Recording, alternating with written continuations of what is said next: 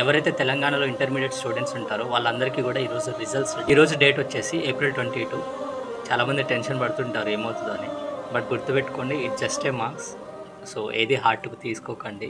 ఎందుకంటే రిజల్ట్స్ అన్నాక ఒకసారి అనుకున్నట్టుగా రావు. ఒక్కోసారి అన్‌ఎక్స్‌పెక్టెడ్‌గా వస్తాయి. ఫెయిల్ అవుతాము అనుకునే వాళ్ళకు మంచి మార్క్స్ రావచ్చు. మంచిగా రాసినా అనుకునే వాళ్ళు ఫెయిల్ అవ్వచ్చు. సో ఏదైనా జరగవచ్చు. ఎందుకనంటే ఇది ఎగ్జామ్ కాబట్టి. ఏదన్నా తేడా జరిగితే పిచ్చి పిచ్చిగా ఏం ఆలోచించకండి. ఇది జస్ట్ ఇంటర్మీడియట్ ఎగ్జామ్ అంతే. ఇంకా చాలా లైఫ్ ఉంది.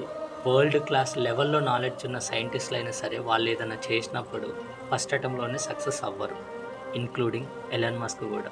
సో తన స్పేస్ ఎక్స్ పైకెళ్ళి కిందికి దించడానికి 5-10 అటెంప్ట్స్ ఫెయిల్ అయ్యాయి. ఒకానొక స్టేజ్‌లో ఇంకా లాస్ట్ అటెంప్ట్ కూడా ఫెయిల్ అయితే తన దగ్గర ఉన్న డబ్బు అంతా అయిపోయి ఇంకా రోడ్డు మీద పడాల్సిన సిచ్యువేషన్ వచ్చుండే అన్నీ అమ్ముకొని. సో అలాంటి స్టేజ్ నుంచి ఇప్పుడు he's now richest man in the world. So ఇప్పుడు ఎవరైతే టాప్ మార్క్స్ వస్తే మంచి లైఫ్ ఉంటుందని అంటారో, ఎట్ ద ఎండ్ జాబ్ ఇంటర్వ్యూకి వెళ్తుందని చెప్తే మార్క్స్ కాదురా ఇంపార్టెంట్, నాలెడ్జ్ ఇంపార్టెంట్ అని చెప్తారు వాళ్ళే. అప్పుడు మీరే జోకర్లు అయ్యేది. సో నాలెడ్జ్ ఉందా, రాసామా, అనుకున్నట్టు మార్క్స్ రాలేదా, మళ్ళీ రాసామా, అంతే ఉండాలి. అంతకు మించి అయితే ఏం ఆలోచించకండి. ఎనీహౌ అందరికీ కూడా I wish you good luck.